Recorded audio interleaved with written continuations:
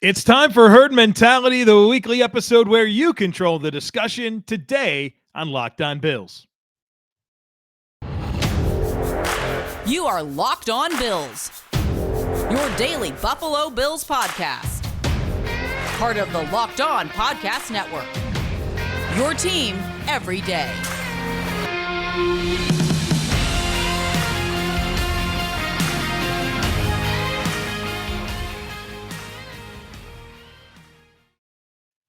What's up, Bills Mafia? It's Joe Marino, author of Go Bills and Buffalo's Run, also the co-host of the Locked On NFL Scouting podcast, and I'm your host of Locked On Bills.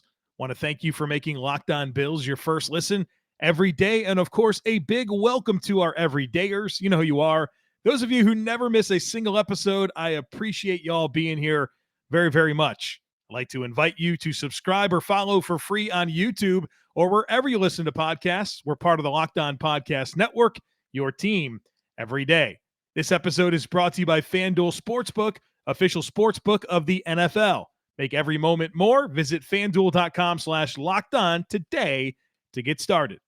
Well, folks, you know the drill. It's Herd Mentality. You guys supply the questions and talking points, and I'll provide some feedback. And like I mentioned, I had a bunch that I needed to get to last time we did Herd Mentality towards the end of last week. And so I wanted to have a quick turnaround so I can get caught up. And so let's do that today. Some great talking points for us to get into. The first one comes from John. John says, it looks like from the national perspective that the Bills have lost their Super Bowl window and that the Jets are sudden favorites in the AFC East. With this change in national media attention, how much do they think the Bills' experience will play to their advantage over these new up-and-coming teams? All right, so as I've teased a number of times, very, very soon, I'm going to really start getting into the weeds, comparing the Bills to the AFC East and the other contenders within the conference. And so we're going to flesh this out a lot coming up very, very soon. But I do want to take the opportunity to address this question because I think it's really good. The Jets have suddenly become the darlings of the NFL now that they have acquired Aaron Rodgers to go with that really good defense and new coaching, new offensive coordinator there in Nathaniel Hackett and some players that Aaron Rodgers is quite familiar with. But the Bills are a battle-tested team. I think that's a big deal. I mean, the Jets won 7 games last year. They didn't score a touchdown their last 3 games. Aaron Rodgers didn't have a great season last year. Aaron Rodgers is aging. He's going to be 40 years old this year. And I think the Jets are going to be a good football team. I think they'll challenge for 10 wins. But that's not a team, that's not a situation that they've gone through a lot of adversity as a football team. It's a very young football team in so many spots. And so I'm not ready to just crown the Jets at all. And I've said this before, like what's changed with the Bills? They lost in the playoffs to the Bengals 27-10. Their roster's better now than it was last year. The same team that everybody in the world picked to win the Super Bowl last year, the Buffalo Bills, they're back, they're ready to go. The Super Bowl window isn't anywhere near closed. And that's something we've talked a lot about this offseason. And even when we did the way too early look at next offseason's problems for Brandon Beane, the window still ain't closed. And so I think people are a little bit rubbed the wrong way because their pick to win the Super Bowl didn't get past the divisional round and kind of got embarrassed in the playoffs. But the Buffalo Bills are still one of the elite teams in the NFL. And they're to me, one of the leading favorites amongst any team out there to go win the Super Bowl this year. So let's let all the other teams get the headlines this time around and the Bills go out there and do what they consistently do, and that's win football games and compete in the playoffs. Next one here comes from Rick. Rick says, you and other Bills content creators have talked a lot about optimism for Spencer Brown's year 3 potential, but I've heard virtually no optimism for Boogie Basham's year 3 potential. Both are day 2 picks with physical traits. Brown's RAS is a 10. Basham's RAS is a 9.38. While Brown has had more reps than Basham, both had positive flashes amongst inconsistent play. Why does one have more potential than the other? Is it because Brown had less positional experience in high school and college and offseason injury derailed his year 2, leading to more of a projection of what he could be?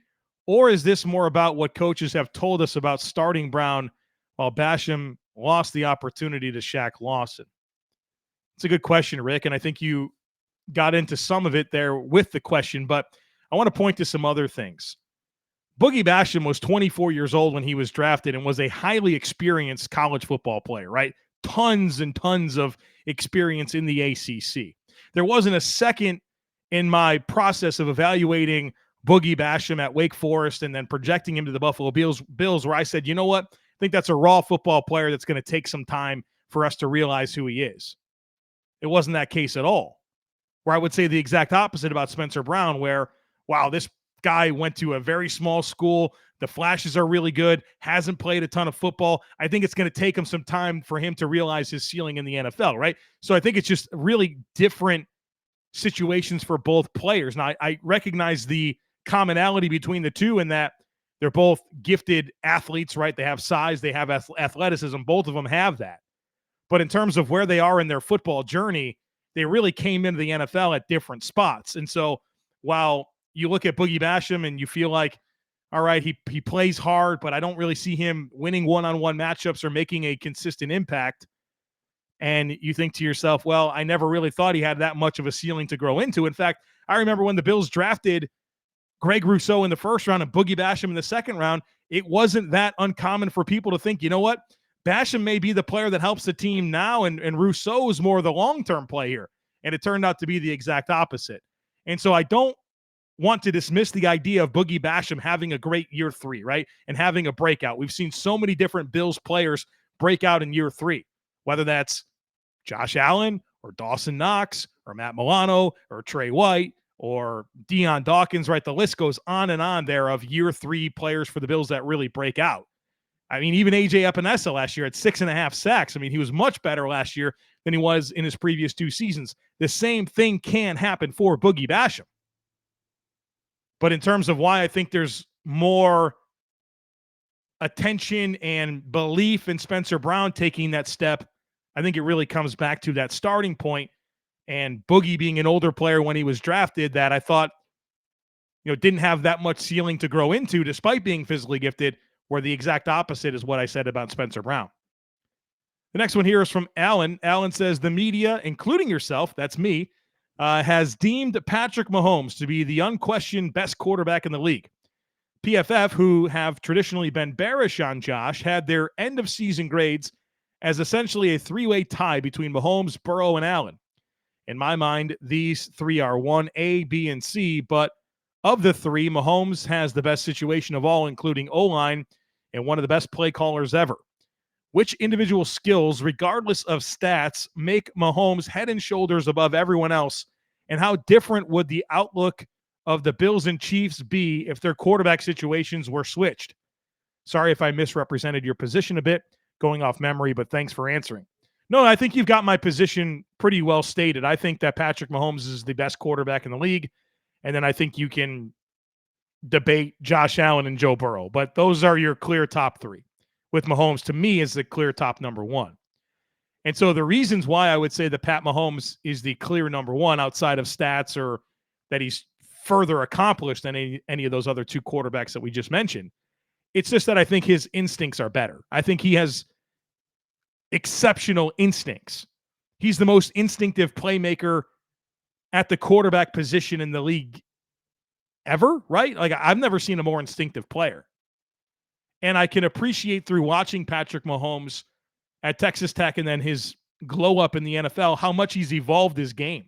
And through that evolution, he's still been highly productive and, just wins, right? And I didn't say that Patrick Mahomes was the best quarterback in the NFL, like leaps and bounds, until last year, because last year he went out and had a great season and he did it without Tyreek Hill. They literally took away that type of player, right? How important that type of guy is, the volume, how much he matters for spacing and the type of offense that you can play and the vertical component. They took that guy out of there and said, here's Juju Smith-Schuster and Mecole Hardman and Sky Moore and Justin Watson, and you still get Travis Kelce, but go do it. And he went out and did it. I think about it like this, and this is so weird because I feel like I'm like down talking Josh Allen. I hate that because I think Josh Allen is special. I love him. I think he's one of the 2 or 3 best players in the entire NFL, right? Don't get me wrong here. Don't get me wrong here.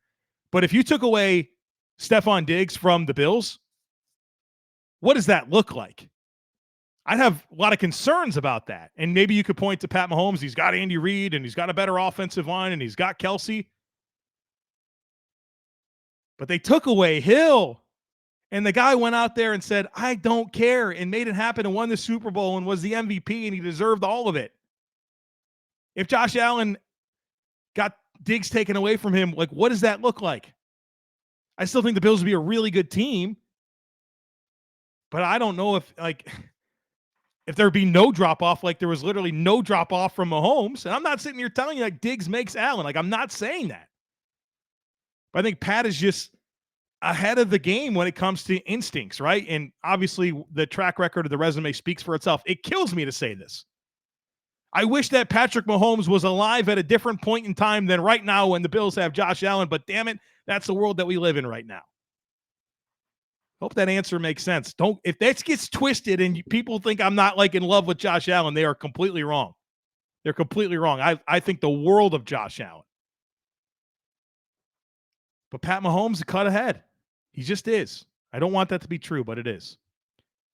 All right, let's talk about FanDuel here before we keep going here with a bunch of great questions still left to get to. Make a fast break to FanDuel during the NBA playoffs because right now new customers can get a no-sweat first bet up to $1,000. That's $1,000 back in bonus bets if your first bet doesn't win. And there's so much that you can get in on right now. It's not just the NBA playoffs. The NHL playoffs are happening. MLB is in full swing.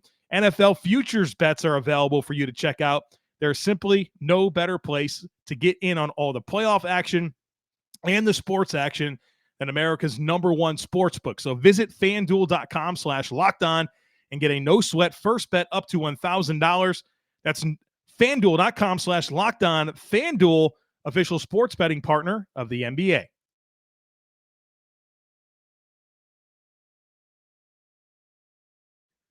The next one today comes from Pete. Pete says, I have some questions around yards after catch with this offense. I know you've touched on this topic before, but I don't understand why it's not more of a priority. Seems like it could have massive returns for the offense. Screens, why can't we execute these, especially last year with such an athletic offensive line? Wide receiver yards after catches, it's so low because Josh holds onto the ball, or do the wide receivers just not have that skill set? It's a good question here, Pete, and I've talked a lot about yards after catch and how I wish it was more of a thing for the Bills on offense. But I think it's a number of contributing factors. I don't know that it's any one thing. So I'm going to give you these contributing factors in no particular order, but one, I do think it's ball placement. I think Josh Allen can be more accurate with some of his shorter passes and those routes that lend themselves to yards after catch, which are typically your short intermediate throws in breaking patterns, putting that ball in a position where the weapon can stay up, right? That can catch it and run with the football. I still think Josh Allen can be more precise with his ball placement. I think the style of offense that the Bills run makes it hard for yards after catch to be a big thing, right? We're talking about a vertical offense. You're talking about a lot of comeback routes, a lot of outbreaking patterns. Just not routes that really set up well for yards after catch. It's stylistically, it's not a big part of the offense like it is for other teams. I think not throwing the ball to running backs very often is another big reason why yards after catch is low. That's where a lot of your yak comes from, is dumping the ball down to running backs, them creating with the ball in their hands. And I don't think the Bills have been effective at getting their backs going in the passing game with a high level of consistency. And then I think it's also yards after catch talent. I don't think the Bills have the most talented players in terms of dynamic and lethal and hold your breath because they have the ball in their hands, right? That's those types of skill sets haven't been there for the Bills, right? Like there's not this group of yards after catch weapons that the Bills would prioritize getting the ball to. As for the screen game, I get a lot of questions about the screen game. The Bills aren't a great screen team. They haven't been for a long time. They haven't been since Chan Gailey was the coach. Screens are hard. They're a play that requires a lot of practice, a lot of nuance to it.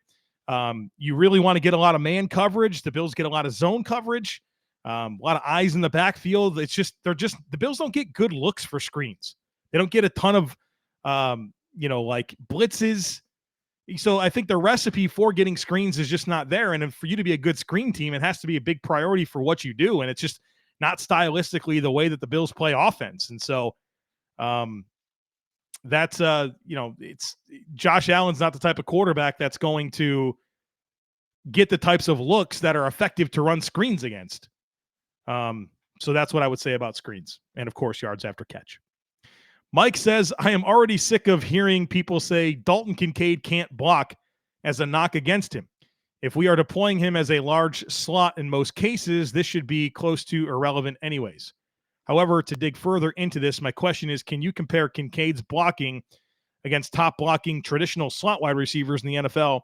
My thinking is if he can be a great pass catcher while also being one of the top blockers at his position, then aren't the Bills in pretty good shape here? I understand the question here, Mike, but if you look at Dalton Kincaid through the lens of a tight end and playing in traditional inline alignments, which we can all acknowledge we don't expect that to be a something he does a ton, then yeah, Dalton Kincaid's not a great blocker. He gets pushed back into gaps. I mean, I appreciate that he's willing, but he's not a guy that's really going to create play side movement. Can he do some backside cutoff? Sure. But if he's not a guy you want as a play side inline player blocking defensive ends, that's not going to go well for him. If you look at him through the lens of being a slot receiver, I think he'll probably wind up being one of the best slot receiving blockers in the league. And this is an ancillary component of what he's going to offer anyways. And so I think it's a fair criticism if you're going to ask him to be a traditional tight end, but clearly that's not going to be the case. And as a slot receiver, I think he's going to be a very good blocker in that, and through that lens. But yeah, I think people scout in a vacuum, right? I do, or I did before this year. You scout in a vacuum and you take this player and you can't assume the role that a team's going to have for them. And you have to be mindful of that being on the scouting report that, hey, look, if you ask this guy to block in line, might not go well. Hasn't gone well for him at Utah. Gets pushed back into gaps. He's willing. He competes. And so I understand the criticism. But also, yeah, he'll probably be a really good slot receiver as a blocker. Next one here comes from James. This is an interesting one. It's not really a question. I'm just going to kind of put this out there and see what type of interest we can drum up. James says, herd mentality thing or something else, but I love to read, and I think you talking about the books you are reading would be really interesting. And I would love a Locked On Bills book club. And this got me thinking that would be really fun. A Locked On Bills book club would be cool. I read a lot of books, a lot of football books, but a lot of other types of books as well. I don't really read much nonfiction. Is that a story? I always get it crossed up. I don't read a lot of novels or books that have a plot. So if there's interest out there to do like a Locked On Bills book club, let me hear it because I'd like to do it. I don't think I'd be interested in leading that. I'd like to be part of it, right? I don't know that I would be a great person to be out in front of it and coordinate it all. But if you're interested in it, let me know, because if there's enough interest, we can do this. So leave a comment if you're watching on YouTube, or shoot me a tweet on Twitter at @TheJoeMarino. But also, if you're interested in having a leadership role with that, it would be cool too. So just putting some feelers out there, because this could be fun. And we could learn together, we could read together, and be accountable as well. So I like all that. But I want to see if there's interest, and of course, interest in actually being part of coordinating it. Next one here comes from Rob. Rob says, teams have signature wins, but the Bills seem to have signature losses. Heartbreakers that spark a run. 2020, Cardinals, Hail Murray. 2021, Buccaneers, loss in overtime. 2022, Vikings, goal line fumble. Continuing their record following these losses, the Bills went 17-0. Take a second and let that sink in. That's crazy. I was so happy when I read this from Rob, because that is incredible. So after the Hail Murray, after the Buccaneers overtime loss, and after the Vikings goal line fumble, the Bills went a combined 17-0. Wow. Rob continues, if history repeats itself, which NFC team would you predict to be the signature loss this season? None of us want to see it, but we can at least have the conversation now that the schedule is in hand. All right, this is such a cool question. So I've looked at the schedule. This is what I think it would be if I had to guess here. I go to week 12 at Philadelphia. You can see the Bills having a disappointing loss, whether it's some kind of crazy heartbreaking loss or if they just kind of get beat by, 10 points or something like that. And there's a lot of doom and gloom. Can the Bills hang with the best teams in the NFL? Are they doomed? Are they destined for another big playoff disappointment? And then they go into the bye week. They come out. They beat Kansas City in Kansas City. Then they have Dallas, the Chargers, Patriots, and Dolphins. Could they run the table? Could a loss in week 12 against Philly spark a 5-game win streak against the Chiefs, Cowboys, Chargers, Patriots, and Dolphins to run the table and make the Bills record following signature losses? What would that be, 22-0? That's where my mind went. That's what made the most sense to me. But fun question, fun talking point there from Rob. All right, we got more to get to here after a quick break.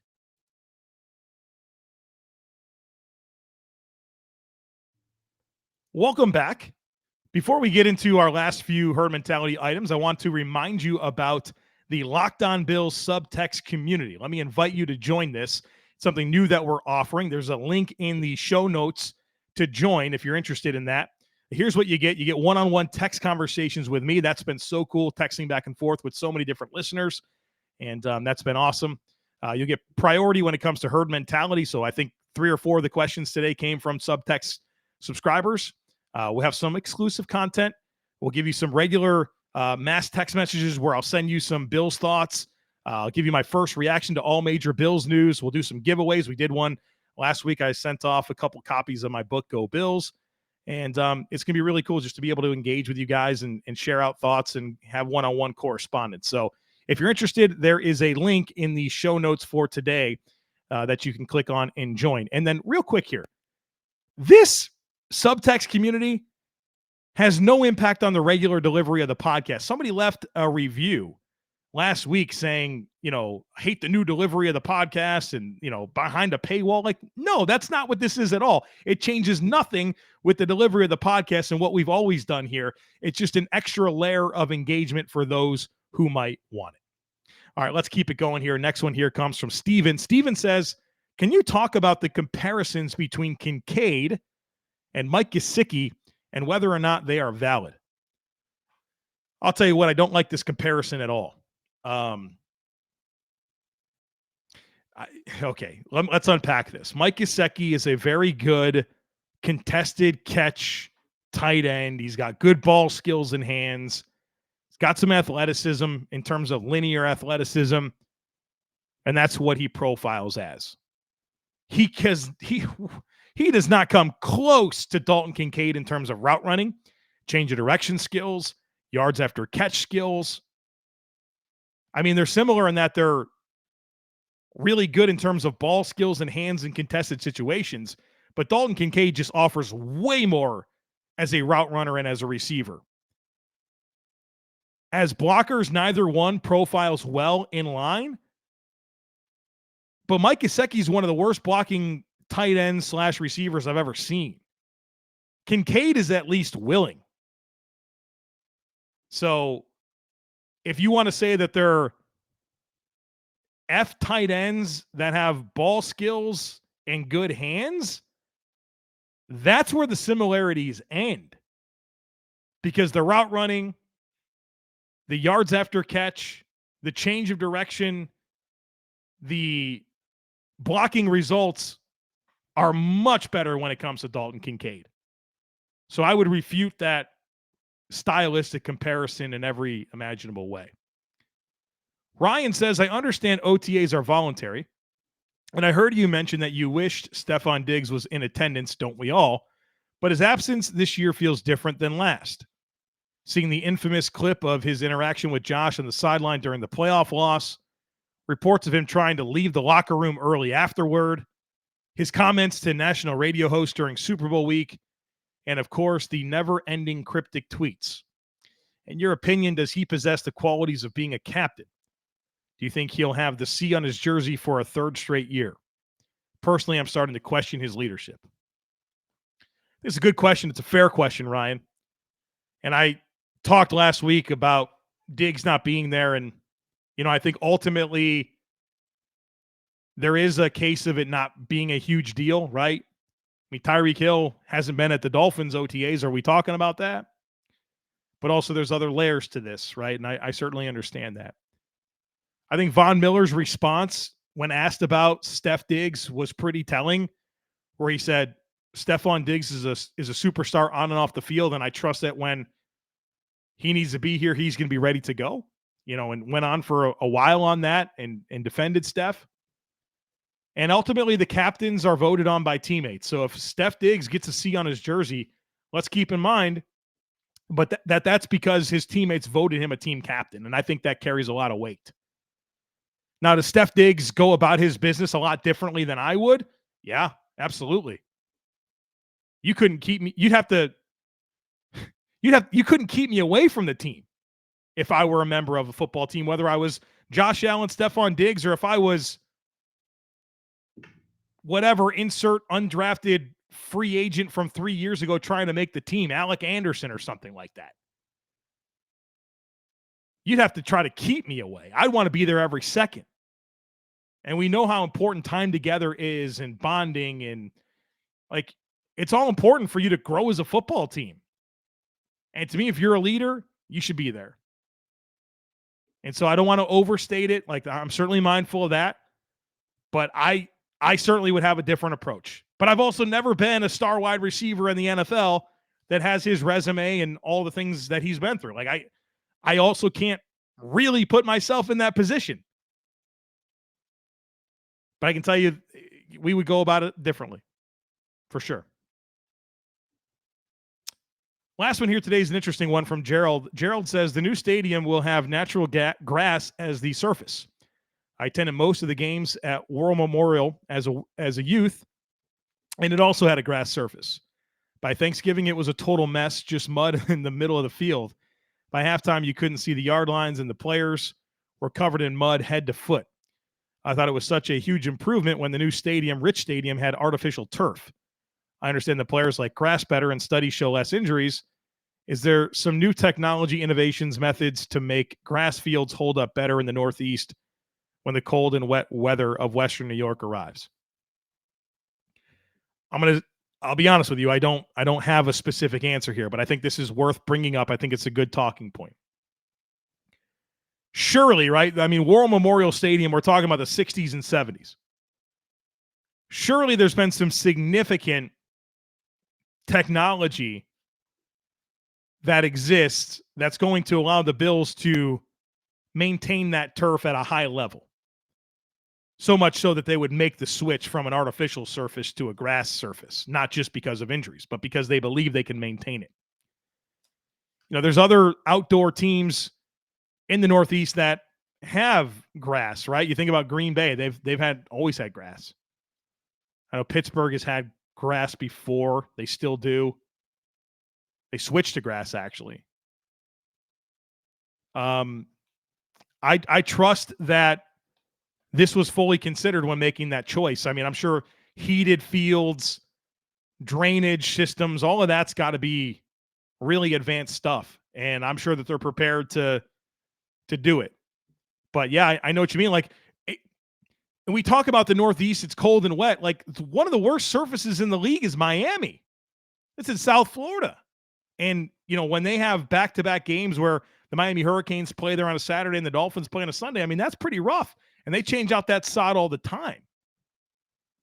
So I don't have a specific answer. I would be pretty confident that since the 60s and 70s, there's been major technological advancements when it comes to methods and technology needed to maintain the surface, and that all of that was taken into consideration when they made that choice to switch from artificial to grass. And so I'm going to trust that. But obviously, we'll see how it all plays out. And if it's not safe for the players, then they'll have to pivot and come up with a different plan.